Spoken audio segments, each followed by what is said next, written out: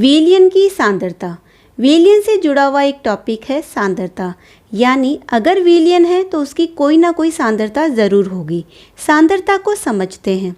विलयन में मौजूद विलेय पदार्थ की मात्रा को सांद्रता कहा जाता है। इसके आधार पर विलयन तनु हो सकता है, सांद्र हो सकता है, संतृप्त हो सकता है। तनु और सांद्र, जिन्हें इंग्लिश में डाइल्यूट और कंसंट्रेटेड कहा जाता है, तुलनात्मक शब्द है। किसी निश्चित तापमान पर उतना ही विलेय पदार्थ घुल सकता है जितने की विलयन की क्षमता होती है।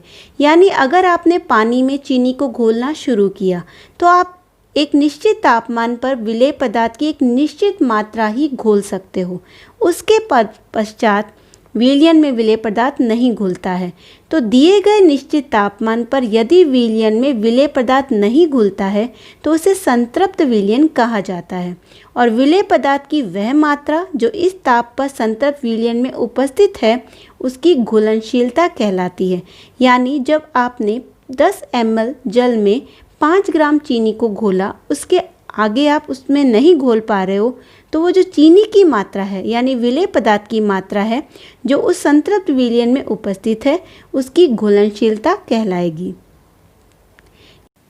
यदि एक विलयन में विलेय पदार्थ की मात्रा संतृप्तता से कम है तो इसे असंतृप्त विलयन कहा जाता है। यदि विलयन में विलेय पदार्थ की सांद्रता संतृप्त स्तर से कम हो तो उसे अति संतृप्त विलयन कहते हैं। विलेय पदार्थ की मात्रा जो विलयन के किसी दी गई मात्रा अथवा आयतन में उपस्थित होती है उसे विलयन की सांद्रता कहते हैं। और इसे निकालने का सूत्र है विलेय की मात्रा बटा विलयन की मात्रा, या फिर विलेय की मात्रा बटा विलायक की मात्रा। ये विलयन की सांद्रता निकालने का सूत्र है। विलयन की सांद्रता को दर्शाने की बहुत सी विधियां हैं, लेकिन अपने इस अध्याय में हम 2 विधियों की ही चर्चा करेंगे। द्रव्यमान विलयन के द्रव्यमान प्रतिशत, यानी विलेय पदार्थ का द्रव्यमान बटा विलयन का द्रव्यमान इंटू 100। इसके द्वारा हम द्रव्यमान प्रतिशत निकाल सकते हैं सांद्रता का।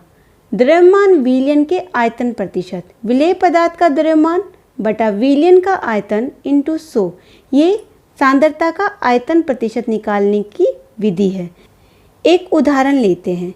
एक विलयन के 320 ग्राम विलायक जल में 40 ग्राम साधारण नमक विलेय है। विलयन की सांद्रता का परिकलन करना है। विलेय पदार्थ की मात्रा बताई गई है 40 ग्राम, यानी आपने नमक 40 ग्राम घोला है। ये विलेय पदार्थ का द्रव्यमान हो गया। विलायक का द्रव्यमान यानी जल का द्रव्यमान है 320 ग्राम। अब हमारा सूत्र क्या कहता है? विलयन का द्रव्यमान विलेय पदार्थ का द्रव्यमान प्लस विलायक का द्रव्यमान। तो विलयन का द्रव्यमान कितना हुआ? 40 ग्राम, विलेय प्लस विलायक 320 ग्राम, 360 ग्राम हो गया विलयन का द्रव्यमान। अब हमें विलयन का द्रव्यमान प्रतिशत निकालना है। विलेय पदार्थ का द्रव्यमान बटा विलयन का द्रव्यमान, तो विलेय पदार्थ का द्रव्यमान था 40 ग्राम और हमारे विलयन का द्रव्यमान हमने निकाला है 360 ग्राम। जब इनको इंटू 100 करेंगे तो हमारे पास द्रव्यमान प्रतिशत आ जाएगा सांद्रता का, जो कि है 11.1%। होप आपको ये सूत्र समझ आ गया होगा। हमारा जो नेक्स्ट टॉपिक है जो इस अध्याय का है, जो कि हम पार्ट 2 में अध्ययन करने वाले हैं, निलंबन।